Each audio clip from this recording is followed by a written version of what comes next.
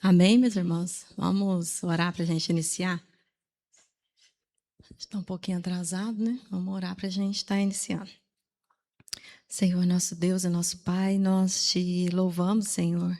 Te bendizemos e te agradecemos por mais um dia que o Senhor nos concedeu, pelas tuas misericórdias que se renovaram essa manhã nas nossas vidas, Pai. E as tuas misericórdias, como já foi falado aqui, é a causa de nós não sermos consumidos, Senhor, pelo dia a dia, pela correria, pelos muitos desafios, Pai, que se apresentam. Muito obrigada, Deus. Muito obrigada por ter nos trazido aqui. Muito obrigada por ter nos ajuntado mais uma vez para podermos louvarmos ao Senhor, adorarmos ao Senhor e aprendermos do Senhor através da Tua palavra, Senhor. Nós nos colocamos, Pai, mais uma vez na dispensação do Teu Santo Espírito e clamamos ao Senhor que o Senhor abra o nosso entendimento, quebranta o nosso coração, abra os nossos ouvidos espirituais e que possamos sair daqui, Senhor, edificados pelo poder da Tua santa, bendita e viva palavra, e que nós possamos ser luzeiros, Pai, como a Tua palavra diz, que possamos ser sal em meio, Senhor, a tanta adversidade, em meio a tanto tumulto, a tantas coisas que vêm acontecendo, que nós, o Teu povo, possamos fazer diferença, Senhor, onde quer que o Senhor venha nos colocar. Em nome do Senhor Jesus, que nós oramos e te agradecemos. Amém. Vamos continuar aí na lição 6, né, meus irmãos? Que a gente começou na semana passada. É isso mesmo, né? Lição 6. Vamos ver se vocês estão atentos aí.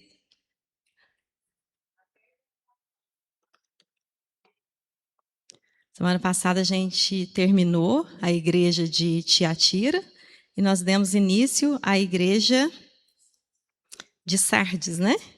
Então, a gente está aí em Apocalipse, capítulo 3. Nós lemos aí semana passada, a gente vai ler de novo, a gente vai fazer um breve e rápido resumo aí para a gente recapitular aí o que a gente já viu. Amém? Então, a gente viu na semana passada aí, nós começamos aí uma pequena introdução na igreja de Sardes, né? E eu passei aqui um breve contexto da cidade de Sardes. Aí a gente viu que a cidade era uma cidade muito antiga, uma cidade que hoje é localizada na Turquia, e antes ela fazia parte da antiga Ásia. A gente viu que era uma cidade muito famosa, muito conhecida, uma cidade que tinha muito poder aquisitivo, era muito alto. O poder militar também dessa cidade era muito alto, tanto é que ela foi apelidada como a cidade inconquistável. Essa cidade ela ficava no alto de uma montanha, a gente viu isso, né? E o povo daquela cidade eles eram reconhecidos por sua arrogância, vaidades e a sua autoconfiança. E a gente viu também que a cidade ela era muito famosa, né, por sua indústria grande de lã e joias. E vimos também que a deusa, né, padroeira dessa cidade, ela era chamada ou de Artemis ou de a mãe Cibele, e que rezava uma crendice ali nessa cidade que essa deusa Cibele ela tinha poder de ressuscitar mortos. E vimos ali que nem toda essa autoconfiança, essa falsa segurança daquele povo ali impediu que a cidade fosse invadida. Nós vimos aí que a cidade foi invadida no ano 518 a.C.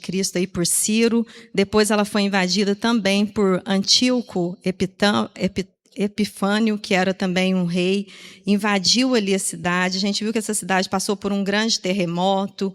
E que nesse contexto aqui de João, a cidade ela já tinha sido reconstruída, né?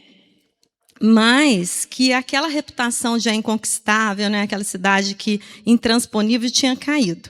Então, Jesus começa aí a dar o alerta, a exortação, né? Começa a falar sobre algumas coisas que precisavam ser tratadas dentro da igreja que se situava na cidade de Sardes. E a gente leu aí até o versículo 1, que diz assim, estamos lá então em Apocalipse 3, vamos aí iniciar o 1. E Jesus se apresenta como aí? Jesus diz assim, ó, ao anjo da igreja de Sardes, escreva. Ele está falando aqui a João, né?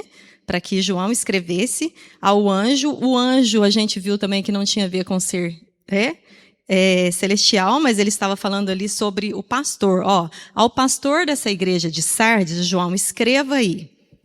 Essas coisas diz aquele que tem os 7 Espíritos de Deus e as 7 estrelas. A gente parou aqui, então a gente viu que essa questão dos 7 Espíritos aí de Deus, né?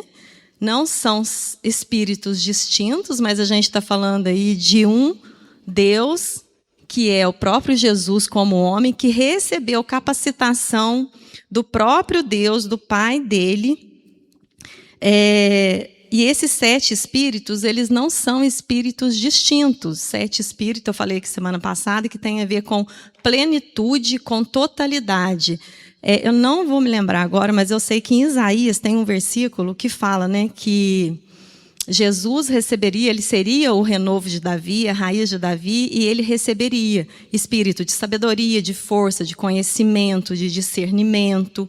Então, quando fala aí, ó, eu sou aquele que recebeu os 7, que tem os 7 espíritos, Jesus está dizendo, eu sou aquele que é o soberano sobre a igreja, sobre a minha igreja, eu sou aquele que recebi do meu Pai plenitude do Espírito para atuar, para governar céus e terra. Sou eu em quem governo tudo.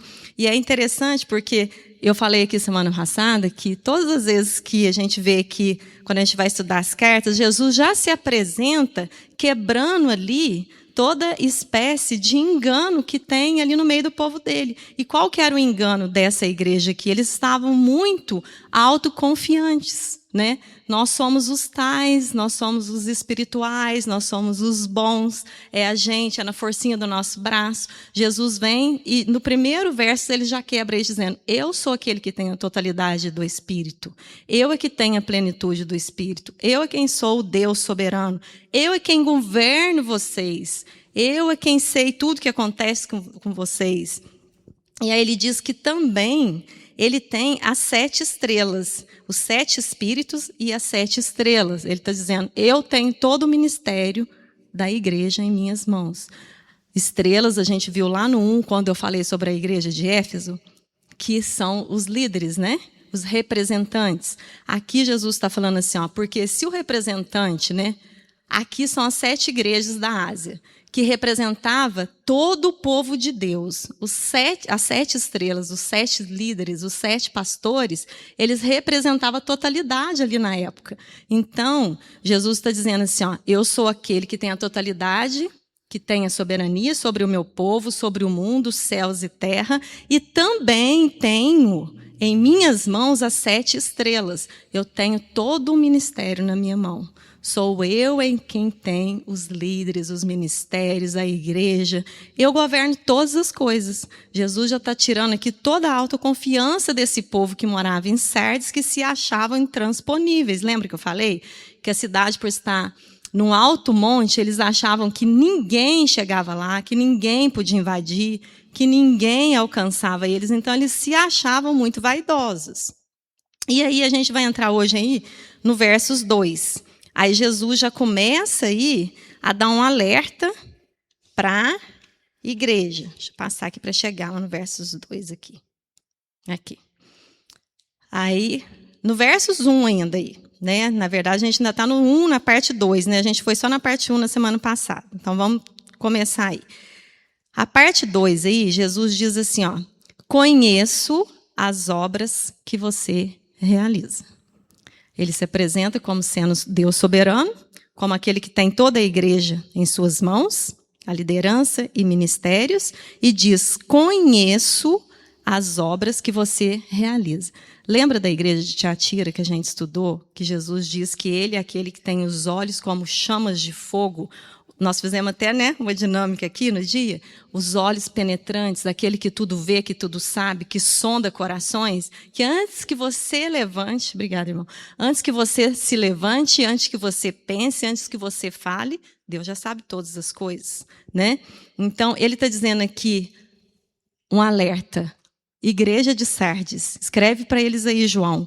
Eu conheço a obra que você realiza, que você tem fama de estar vivo, mas você está morto.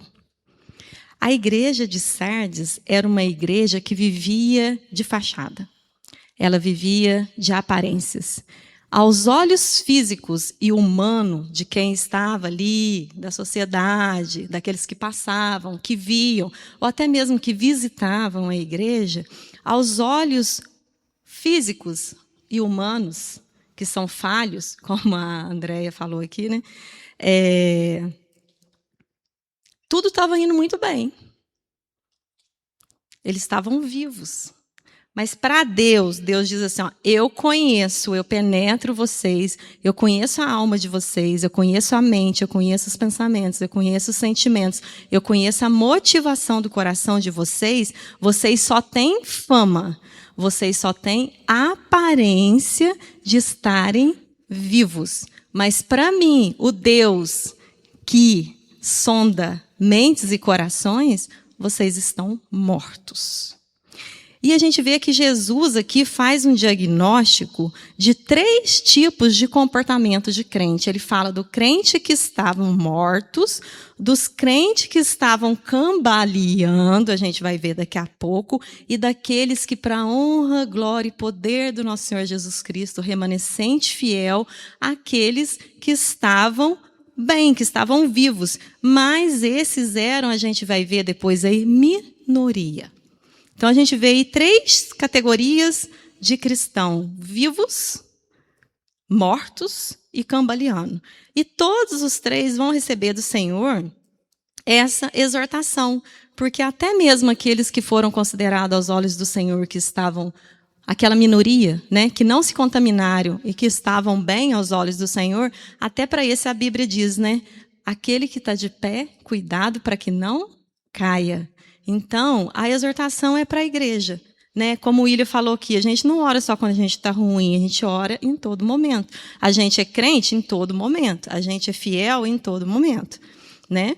Então, quando Jesus diz assim que conhece a obra deles e que eles têm fama de estarem vivos, mas estão mortos, Jesus está dizendo que a vida de vocês, espiritual, a vida cristã de vocês está morta. E eu quero fazer aqui eu quero pontuar aqui que quando Jesus diz essa questão da morte, não é mais, meus irmãos, aquele estado em que a gente estava antes de Cristo.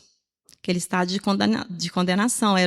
Nós éramos mortos nos nossos delitos e condenados. Aqui ele está falando de uma letargia espiritual, de uma conformidade com o mundo. Ele está falando aqui de um sono, sabe? Aquela coisa de que eu já fui salvo, eu já fui alcançado pela graça, mas com o decorrer do tempo, de acordo com algumas circunstâncias, eu fui, né, ficando mais apática em relação às questões espirituais, eu fui ficando mais letárgica, mais adormecida. Era assim que essa igreja estava. Jesus estava falando aqui para crentes, não para ímpios, ele estava falando para a igreja dele.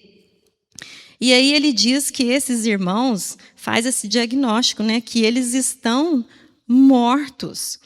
E o que Jesus diz aqui em relação a estarem mortos aqui? E o autor da revista aqui, eu achei interessante, porque ele dá aqui um versículo, né, para esses que estavam aqui nesse estado de aparente morte.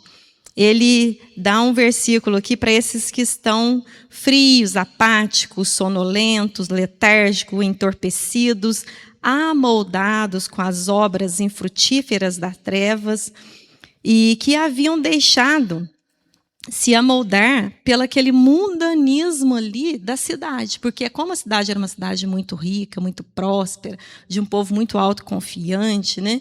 E tudo girava em torno dessa idolatria, dessa coisa em relação aos deuses ali. O pecado ele foi deixando esse povo assim. E lá em Efésios, eu vou ler aqui, se vocês não quiserem, não precisa abrir não, que eu deixei separado aqui para ler, peraí.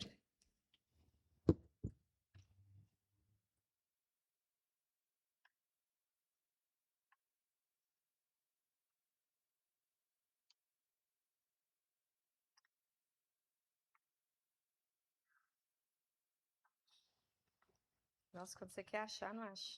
Achei. Aí o autor da revista, ele deu aí deixou para a gente aí um versículo que fala bastante em relação a essa característica desse diagnóstico que Deus fez com esse povo da igreja de Sardes ali, esses que já estavam mortos.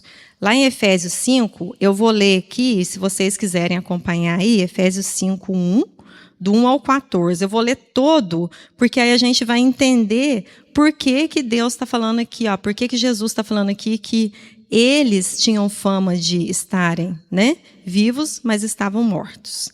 Lá em Efésios diz assim, ó, portanto, sejam imitadores de Deus, como filhos amados, e vivam em amor, como também Cristo nos amou e se entregou por nós como oferta e sacrifício de aroma agradável a Deus. Entre vocês não deve haver nem sequer menção de imoralidade sexual, nem de nenhuma espécie de impureza ou de cobiça, pois essas coisas não são próprias para os santos. Não haja obscenidade, nem conversas tolas, nem piadas indecentes que não são apropriadas, mas, em vez disso, ações de graças, porque vocês podem estar certos de que nenhum imoral ou impuro ou ganancioso que é idólatra tem herança no reino de Cristo e de Deus. Ninguém os engane com palavras vazias, por essa causa dessas coisas que vem a ira de Deus sobre os filhos da desobediência. Portanto, não se associem com eles, porque antes vocês eram trevas, mas agora são luz no Senhor. Vivam como filhos da luz, pois o fruto da luz consiste em toda bondade, justiça e verdade. Aprendam a discernir o que é agradável ao Senhor. Não participem das obras infrutíferas das trevas. Antes, exponham à luz, pois é vergonhoso até mencionar as coisas que eles fazem em oculto. Tudo, porém, que é exposto à luz, torna-se visível, pois a luz torna visíveis todas as coisas. Aí é que vem o versículo chave aí, ó. Por isso é que foi dito: desperta, ó tu que dormes, levanta-te dentre os mortos, e Cristo resplandecerá sobre ti. O autor coloca só o último aí, mas por que eu quis ler todo o texto aí? Porque quando Jesus diz para eles assim, ó, vocês têm fama de estarem vivos, mas vocês estão mortos, por que eles estavam mortos? O que estava faltando para esse povo? Alguém sabe me dizer? Diante de tudo que a gente leu aqui agora, nesse texto. O texto de Efésios, a gente já estudou a igreja de Efésios, né? Lá de Éfeso. Paulo está fazendo uma exortação aqui e fazendo um contraste. Quais são as obras da luz e as obras das trevas? O que um santo tem que, como um santo, aquele que já foi chamado, deve agir, e como um ímpio age. Se o último versículo está escrito aqui, ó, desperta tu, ó que dormes, e levanta-te de entre os mortos, o que Jesus estava dizendo ali para a igreja de Éfeso e também para a igreja de Sardes? O que esse povo, o que estava acontecendo? Por que eles estavam mortos? Era uma igreja que, infelizmente, ao invés de se amoldar a Jesus Cristo, eles estavam se amoldando ao mundo, ao redor, à cidade. Por isso é que Jesus diz, vocês têm fama de estarem vivos, porque a fama deles era o quê? De, né, uma reputação de uma cidade, né, que prosperava, que vivia, que estava bem. Jesus faz essa analogia que, olha, vocês até têm fama aí dentro da cidade de serem assim, mas vocês estão mortos. Por que vocês estão mortos? Porque vocês deixaram de ser luz no mundo e estão se conformando ao mundo. Vocês estão se conformando às obras infrutíferas das trevas. Por isso que Paulo diz aqui, né, que a gente leu aí agora em Efésios aí, ó, as obras infrutíferas, essas que estão em ocultos, vocês não devem nem mencionar, nem ficar falando, nem ficar passando para o outro aí no WhatsApp. Piadinha de mau gosto, vocês não devem nem ficar disseminando. Palavras vãs, vocês não devem nem ficar falando. Imoralidade sexual, nem pensar. Porque esses que praticam imoralidade sexual, pornografia, prostituição, né, lascívia, não herdarão o reino de Deus, dos céus. Então, Paulo faz essa advertência e, no final, ele diz assim, ó, desperta tu que dormes. Mas o que isso tem a ver com a igreja de Sardes? A igreja de Sardes estava dormindo, desatenta, letárgica, por quê? Porque o pecado faz o que com a gente? O pecado vai nos cegando, o pecado vai nos deixando surdos, o pecado vai nos deixando insensíveis para a voz do Espírito Santo. O pecado vai deixando a nossa mente cauterizada em relação à questão da palavra de Deus. O pecado vai endurecendo nosso coração. Quando nossa mente está cauterizada, quando nós estamos surdos para as coisas do Senhor, quando nós estamos cegos para as coisas do Senhor, quando nós estamos com o nosso coração duro para as coisas do Senhor, o que vai acontecendo gradativamente na vida do crente? Vai morrendo. O salário do pecado é o quê? A morte. Esses crentes que eram para fazer toda a diferença em Sardes, olha, Jesus dizendo, eu coloquei uma igreja no meio de Sardes, no meio de um povo autoconfiante, no meio de um povo soberbo, no meio de um lugar onde a imoralidade sexual imperava, onde a deusa Cibele era adorada, onde tudo girava em torno da idolatria, da imoralidade, do pecado, das coisas mundanas. E eu coloco essa igreja ali para que ela seja um diferencial, para que ela seja luz e sal ali. Mas é isso que aconteceu? Jesus está dizendo aqui que foi isso que aconteceu? Com uma minoria. Uma minoria, ele deixa claro. Uma classe, uma minoria. O resto todo, uns tinham se contaminado já estavam mortos, e os outros estavam cambaleando, caminhando para morrer nessa mesma direção. A grande questão é essa. O grande perigo do pecado o grande perigo, eu falo sempre, às vezes quando a gente conversa, né, com irmãs, o grande perigo não tem nada a ver. Ah, que isso? É só isso aqui, não tem nada a ver. Ah, né, muita gente, né, ficou chateado com aquela aula do pastor, que ele falou das iguarias do mundo, né, das comidas. Ah, não tem nada a ver, né, o meu filho ali dançar uma quadrilhazinha, é uma coisa de criança, não tem maldade eu ir lá e levar o meu filho.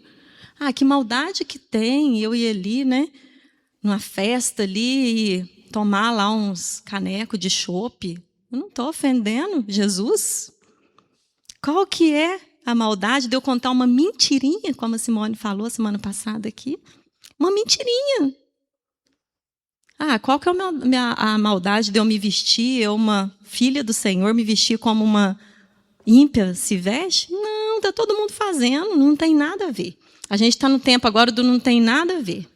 Outro dia, eu fui conversar com minha irmã e ela falou para mim assim, nossa, tive um tempo na minha vida que eu estava assim, não tem nada a ver, não tem nada a ver. Quando eu vi, eu já tinha ido longe demais.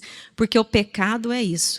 O diabo, nosso adversário, ele anda ao nosso derredor, bramando o tempo inteiro e buscando quem ele possa tragar.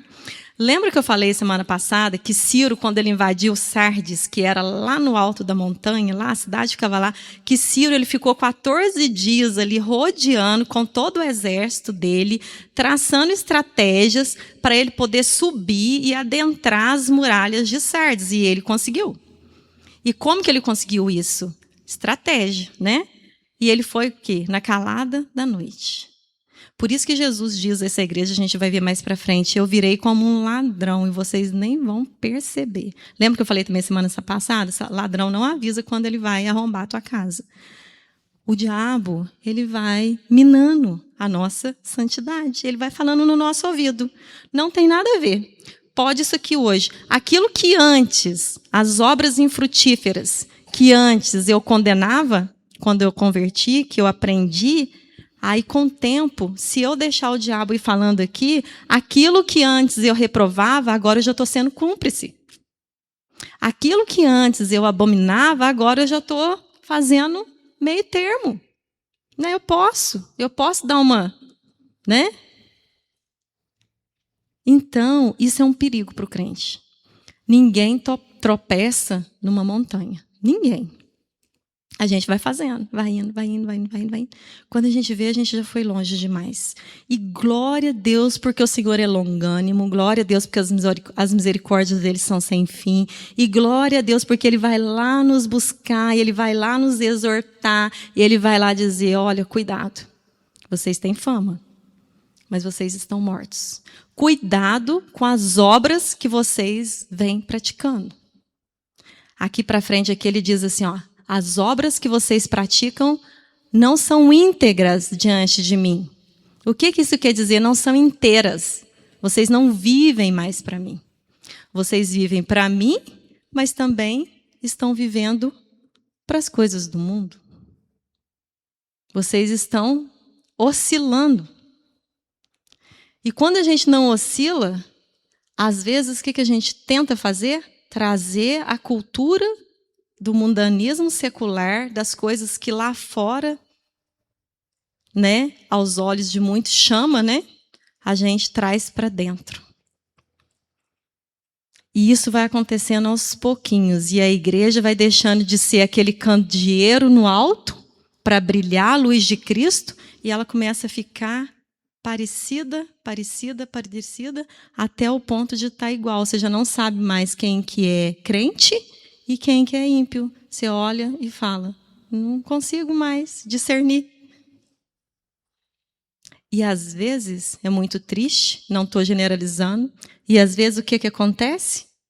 Os próprios cristãos, como o William falou aqui, estão dando tão maus testemunhos lá fora, que às vezes as obras dos cristãos estão piores do que aqueles que ainda não conhecem ao Senhor Jesus. E a gente perde de vista que, no dia do julgamento, a palavra diz que nós, Igreja de Cristo, seremos os primeiros a ser julgados. Não para condenação, mas todos nós compareceremos ao tribunal de Cristo. Prestaremos conta de tudo que fizemos aqui.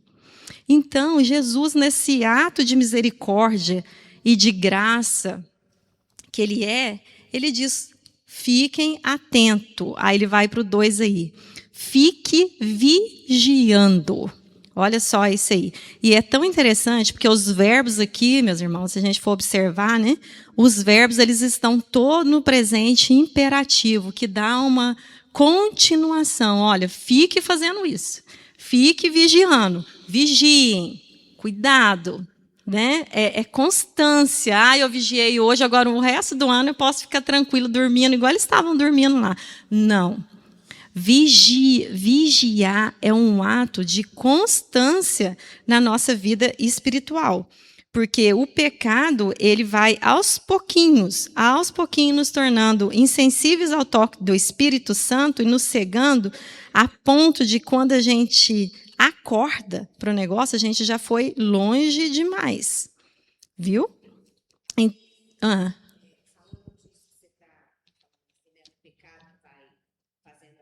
Aham.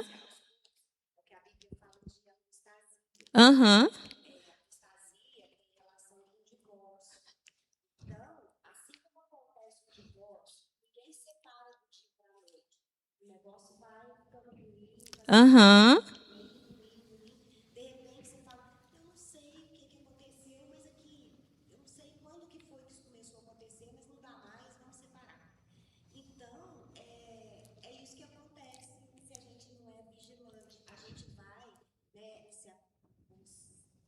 Apostatando.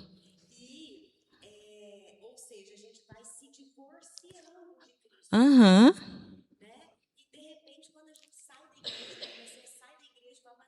Como assim? Uhum.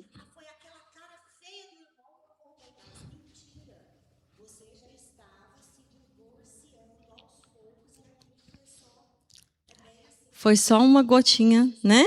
E realmente, essa questão que a Ana levantou aqui do casamento é muito verdadeiro, porque a gente sabe que o nosso casamento, o nosso matrimônio aqui na Terra, ele reflete, ele deveria, né? Pelo menos ele deveria refletir o nosso grande matrimônio com o nosso noivo, com o Cordeiro.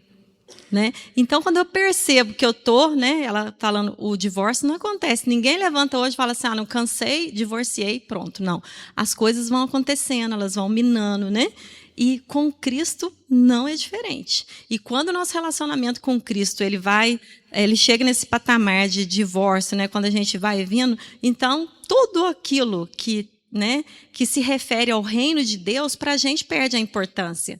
Para a gente não tem mais importância a oração, leitura bíblica, vir aos cultos, confissão de pecados, né? Reconhecimento da podridão do nosso coração. A gente fica achando que a gente está certo mesmo, que a gente tem que ser feliz, que a gente tem que procurar o melhor para a gente. Quando a gente vai se divorciando de Cristo, a gente vai se divorciando de tudo aquilo que se refere ao reino dele. E isso é fato. Isso é fato, porque quem traz clareza para a gente vai ler aqui daqui a pouco, quem traz clareza e nos lembra é o Espírito. E se a gente está se divorciando do Espírito, como é que a gente vai ouvir? Né? Como que a gente vai ouvir? Porque se a gente não lê mais a palavra. Então, isso é muito sério. Só um minutinho, Adi, só concluir aqui, eu já deixo você falar. Aí, a gente viu, então, a questão aí, e uma coisa assim, gente, que ficou... Eu acordei essa madrugada e fiquei pensando nisso. É possível uma igreja cumprir todas as suas agendas. É possível uma igreja cumprir calendário, é possível uma igreja ter cultos litúrgicos, que você olha a doutrina, tá beleza. É possível uma igreja cumprir todas atividades que ela tem no calendário dela ali. É possível vir aos cultos, orar, adorar, cantar, ter as reuniões semanais, ter tudo. E Jesus está lá do lado de fora. Sabe por quê? Eu estava lendo o capítulo 3 inteiro e Jesus fala, né? A outra igreja que a gente vai estudar. Eis que eu estou à porta e bato. Se alguém ouvir a minha voz, abre a porta. Gente, Jesus não estava falando para ímpio, porque esse versículo ele é muito usado para a gente pregar o evangelho para não crente, né? Jesus está batendo na porta. Abra para ele entrar. Jesus está falando aqui para crente. Eu estou do lado de fora batendo e vocês estão surdos. Eis que eu estou à porta, estou batendo, eu estou alertando. Arrependam-se. Lembrem-se de onde vocês caíram. Lembrem-se do que vocês já aprenderam. E aí, a gente olha uma igreja assim e fala, nossa, essa igreja está ok, eu quero fazer parte dessa igreja. Mas essa igreja está, como Jesus disse lá, sepulcros caiados. Por fora, lindos, bem pintados, bem apresentáveis, religiosos. Mas por dentro, como dizia minha avó, pão bolorento. Podre, sujo, preso na imoralidade, preso na sujeira, no pecado, nas mentiras de Satanás, caminhando a passos largos para morrer. E Jesus, Jesus nos diz assim, vigie, pode dizer, Adir está esperando ali para falar.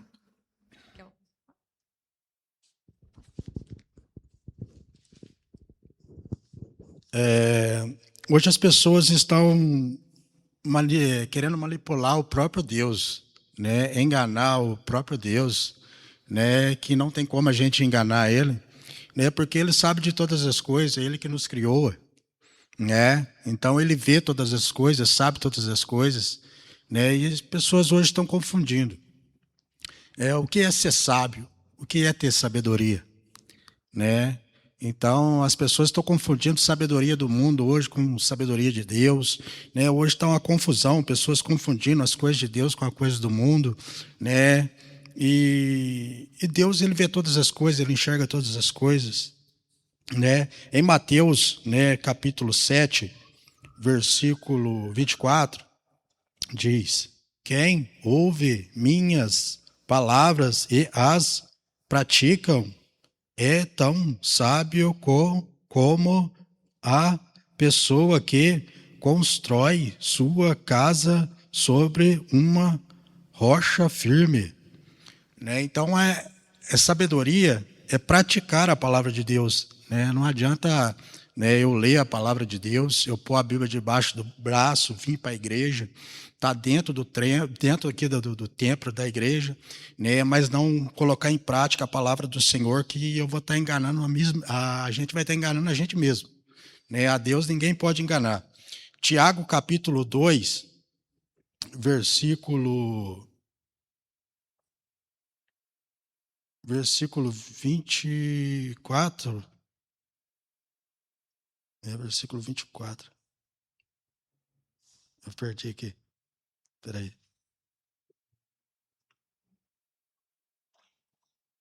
É o Tiago capítulo 1, versículo 24. Vê assim mesmo, mas assim que... Não, eu perdi aqui. Não, é Tiago 1. Tomando tempo, seu irmão.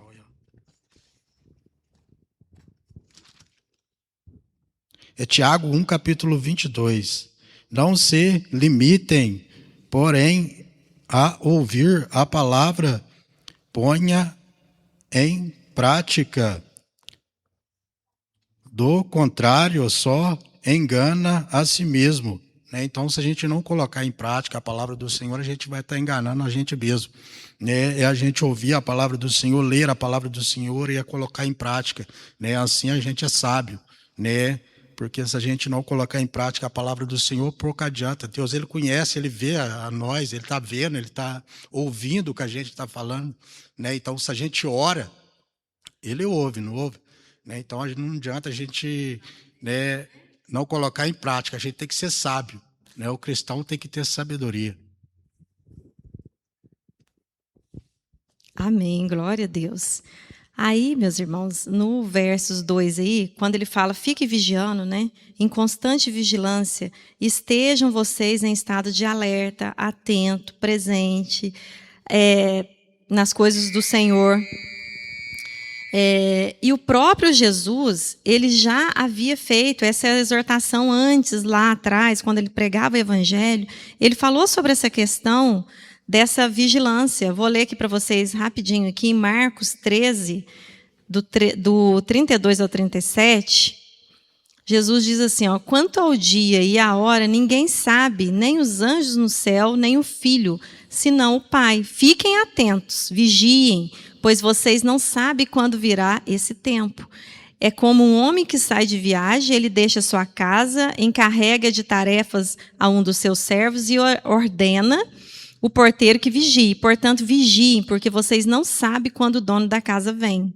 Se à tarde, se à meia-noite, ao cantar do galo ou ao amanhecer. Se ele vier de repente, que não os encontre dormindo.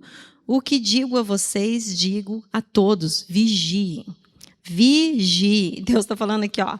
Vigiem, Jesus Cristo. Vigiem. Peçam a Deus, clamem a Deus, que o Senhor deixe vocês atentos. Mas para que isso aconteça, nós precisamos estar todos os dias nas mãos do Senhor, clamando ao Senhor, reconhecendo os nossos pecados, reconhecendo tudo aquilo que tem sujado as nossas vestes, pedindo perdão, confessando ao Senhor. Então, não tem como eu pecar e fingir que está tudo bem, como essa igreja fingia que estava tudo bem, que estava tudo comum, que estava tudo normal para eles, que nada estava acontecendo. E isso cada vez mais foi deixando essa igreja letárgica em relação ao pecado. Adormecida. Eu escutei algo essa semana que eu achei muito interessante. Vamos supor, né? É um negócio meio assim estranho, né? Não é para mim que... Deus me perdoe, que nunca fui, né? Espero nunca ter aqui no necrotério. Mas é como, no necrotério, o morto fica ali, né? O cadáver fica ali esperando, né? Para arrumar, para colocar no caixão e ser sepultado, né? É a mesma coisa se você chegar no necrotério, com o morto ali, e adormecer e dormir, né? O risco de você ser enterrado, confundir, é grande. Então, vigie, fique alerta, porque era assim que esses crentes estavam. esses que estavam mortos, mas que já haviam sido encontrados pela graça, eles estavam no meio dos outros mortos, dos ímpios, sonolentos, dormindo lá, como se nada tivesse acontecendo. Vamos nos amoldando. Vamos, né? Vamos fazendo tudo que eles fazem, não tem nada a ver.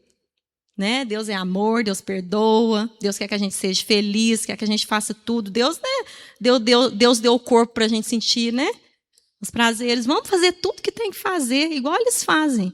Cuidado, porque o risco de você ser enterrado junto com o que está na necrotéria é grande. Porque não tem diferença. Você chegar lá, se uma pessoa, porque uma pessoa, quando ela pega no sono mesmo, né? Está lá dormindo, lá, se olhar lá um morto, vai ver 2 mortos. Cuidado. Né? Porque o pecado faz isso com a gente. O pecado faz isso, gente, e isso é tão verdadeiro. Eu tenho certeza que todos nós aqui já passamos por algum momento na vida em que a gente fez algo, né, que desagrada o Senhor e que a nossa cabeçona dura, a gente ficou, não, eu estou certo, eu estou certo, eu estou certo. E aí a nossa mente vai ficando cauterizada, o nosso coração vai ficando duro. Isso acontece muito em relação à questão de perdão. Não, eu estou certa, eu não vou dar o primeiro passo. Eu estou certa e pronto, e acabou, e eu vou ficar aqui no meu achismo aqui, que eu é que estou certa. E aí isso vai endurecendo e cauterizando a nossa mente. Mas Jesus diz, dê a outra face. Perdoa 70 vezes 7, não interessa quantas vezes. Então, a gente tem que tomar muito cuidado. Vigie, fique em estado de alerta e... a segunda classe de crentes aí é aqueles que estavam cambaleando. Que aí Jesus fala para aqueles que estavam, né, cambaleando aí, ó. Vigie e fortaleça o restante aí. Vigie em vocês e fortaleça o restante que estava para morrer, porque verifiquei que as obras que vocês realizam não são íntegras na presença do meu Deus. Ele está falando assim, olha, vigiem. Vigiem, cuidado com o pecado.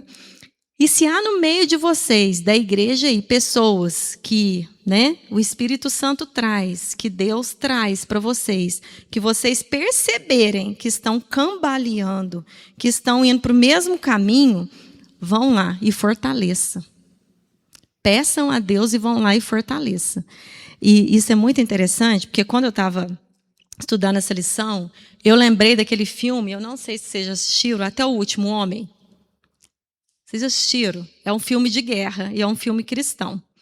Quando eu tive que assistir esse filme, foi quando eu estava estudando teologia. E aí o pastor Arnaldo falou que a gente tinha que assistir para fazer um trabalho. Só que eu odeio filme de guerra. Eu abomino, eu não gosto. Eu nem chego, o Rodolfo está vendo, eu nem chego lá na sala. E eu fico até irritada com ele dele ver os filmes de guerra, não gosto. Aí, quando eu fui ver esse filme, eu tapava o olho, não queria ver de jeito nenhum. Eu falei, meu Deus do céu, mas se eu tapar o olho, como é que eu vou entender como é que eu vou fazer o trabalho, né? Gente, e aí eu pedi a Deus, Senhor, me dê coragem para mim ver que eu preciso fazer o trabalho, né? Gente, no final do filme eu chorei tanto, porque aquele homem, ele foi mesmo até o último homem lá. Esse soldado, ele ia lá e resgatava e trazia um, e ele, sem arma, sem usar arma, e ele ia lá e pegava outro e trazia, e ele ia lá e pegava outro e trazia, incansável. Jesus está falando aqui para a gente assim, ó, vocês são o meu exército. Agora, meu filho é militar. Tem militar aqui, né? Tem militar aqui? Tem, né? O militar, quando o Jordânio foi fazer o curso, ele falava assim, meu canga. Eu nunca entendi isso, né? Meu canga, mas o que é isso, né? E aí um dia ele me explicou, não, mãe, canga é aquele que a gente tem lá, é um companheiro nosso, então ele vai estar ali. Se acontecer alguma coisa comigo, ele vai estar me ajudando. Se acontecer alguma coisa com ele, eu vou estar ali firme. Eu não posso abandonar ele, ele não pode me abandonar. E aconteceu um episódio do Jordânio quase afogar com uma mochila num lago de barro, e esse menino que foi lá e puxou a mochila do Jordânio e trouxe ele. Então ele falou para mim, nossa, agora eu entendi a importância. No começo do curso aconteceu isso. E Jesus está dizendo assim para nós, ó, o exército lá fora, o exército do mundo, os soldados, quando vê o outro morrendo, em perigo, eles vão lá e pegam. Mas e vocês, exército de Cristo? Qual é a atitude de vocês quando vocês vêem um combatente do meu exército, um irmão de vocês morrendo na fé, um irmão de vocês cambaleando, um irmão de vocês esfriando, um irmão que ficou para o caminho, que não está vindo mais aos cultos, que não vem mais à IBD, né, que não está participando mais. Qual tem sido a atitude? Qual tem sido a nossa atitude? Nós temos ido e fortalecido esses que estão prestes a morrer? Ou a gente, na nossa covardia, ou não é covardia, talvez seja na nossa correria, nos nossos muitos afazeres, a gente tem feito de desapercebido. Se a gente está fazendo de desapercebido em relação àqueles que estão doentes ao nosso lado, mais doentes somos nós. Mais doentes somos nós. Porque Cristo está dando uma ordem aqui. Ele não falou assim, olha, se vocês quiserem, vigiem. Se vocês quiserem, vão lá e fortaleçam. Ele está dizendo, não, vigiem. Verbo no presente do pretérito contínuo. Todos os dias vigiem. Todos os dias, se houver alguém do lado de vocês que está cambaleando, vai lá, dá uma palavra de ânimo. Busque, visite. Meu irmão, o que está acontecendo? A gente pode orar junto. O que eu posso fazer para me te ajudar? Você quer um discipulado, alguma coisa? Vá atrás. Isso é o que Cristo está dizendo, que não sou eu, não é a igreja, mas é o que Jesus está dizendo. Olha, vão atrás, socorram esses que estão cambaleando. Aí lá em Hebreus 12, alguém lê para mim? Hebreus 12. Hebreus 12. Portanto, levantai as mãos cansadas e os joelhos vacilantes. E pode terminar aí, eu acho que é o 13 também, né? Fazei veredas direitas para os vossos pés, para que o que é mão não se desvie inteiramente, antes que seja curado. Olha só. Olha, vocês estão cansados? Estamos. Então, vocês reergam aí. Se reergam. Vocês estão cansados, desfalecidos? Se reergam. Levante essas mãos de vocês, os joelhos que estão sobrecarregados. Vão lá, socorram aqueles que estão mancos, prestes a cair. Então, é nosso dever. Não é o nosso dever só pregar o evangelho e anunciar o evangelho para aqueles que estão mortos. É nosso dever como igreja também. Estarmos atentos, vigilantes em relação à nossa condição, em a condição do nosso coração, da nossa mente, mas também estarmos atentos ao nosso irmãozinho ali. O que está acontecendo, né? Porque tem gente que às vezes tem até medo de perguntar para o outro, está tudo bem? Porque tem medo do outro vir, né? Com um monte de problema e contar para ele, não, minha vida já está tão difícil, se eu for perguntar que está tudo bem, aí falar que está com problema, eu vou me sentir na obrigação de ter que ajudar. A gente está vivendo um tempo de um egoísmo, de um hedonismo muito grande, onde é só o nosso ventre, é só os nossos problemas, é só a nossa família, é só nosso trabalho, é só nossas preocupações. Mas Jesus não nos chamou para isso. E o que imperava nessa igreja era o eu deles, nossa autoconfiança. Um por si, né? Que o mundo fala aí fora. É um por si. E Deus por todos. Não, a igreja de Cristo não funciona assim. Seria uma vergonha para o exército de Cristo ser o único exército da face da terra que abandona um combatente. Seria uma vergonha para nós. Porque lá fora, eles não abandonam. Nesse dia, o Jordão não foi abandonado. O menino correu risco junto com ele. Eles afundaram, eles comeram lama. E conta isso para a mãe só depois, viu, gente? Não conta, né? Porque senão descabela. Comeram lama e depois contou. Aí, uma outra vez, olha como que Deus é bom. Fazendo um curso aqui em São João del Rei. O menino foi, estava junto com o Jordane e deixaram um... Como é que chama? Que eles falaram na época, Rodolfo? É como se fosse um grampo que prende, vai prendendo nas pedras. É um negócio lá. E o menino deixou o dele cair. Aí o Jordane estava com o dele lá. Aí amarrou a corda dele e os dois ficaram juntos ali, amarrados, até vir um socorro. Então é assim que Jesus quer olhar para a igreja dele e nos ver. Olha, vigiem, mas também cuidado com aqueles que estão morrendo ao lado de vocês.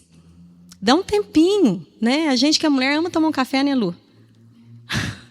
Qualquer coisa é desculpa para tomar um café, né, Sheila?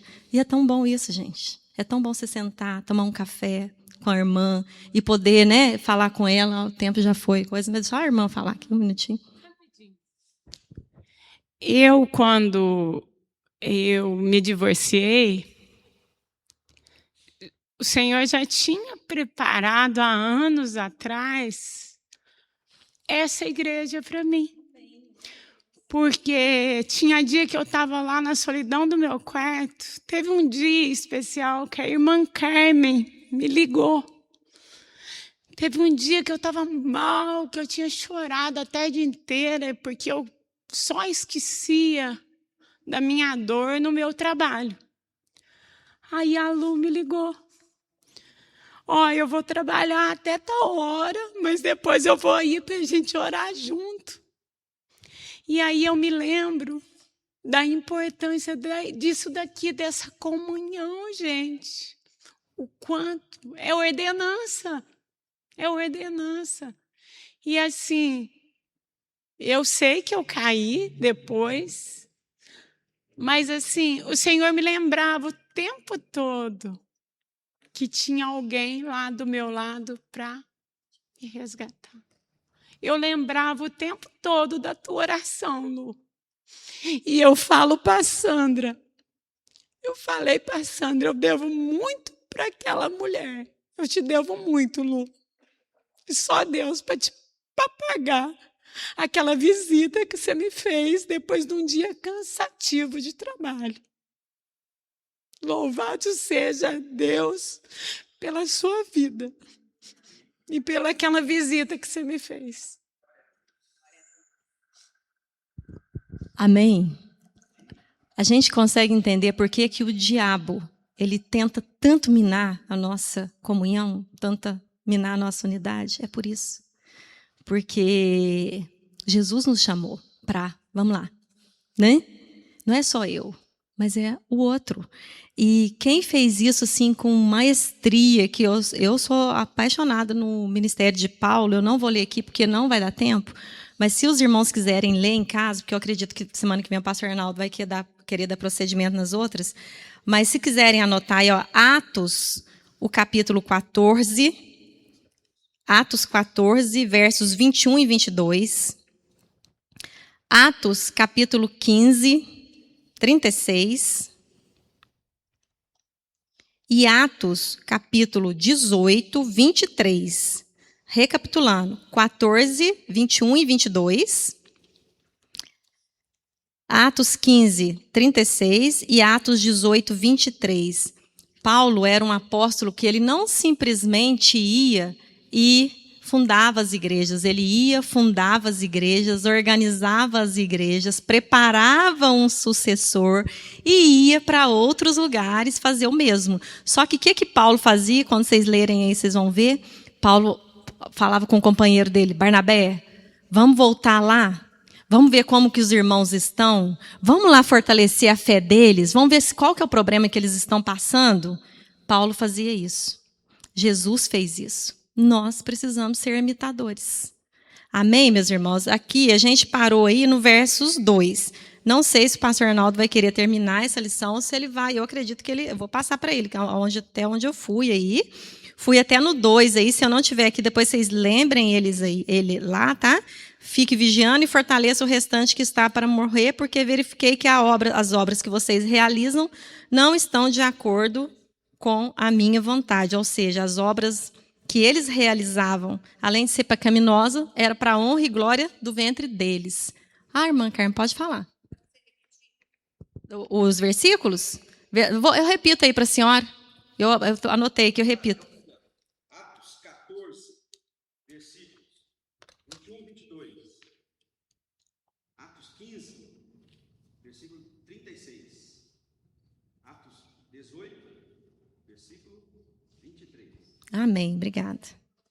Meus irmãos, Deus abençoe, que o Senhor nos conduza e nos traga mais tarde para estarmos aí, mais uma vez, em comunhão e em adoração. Amém?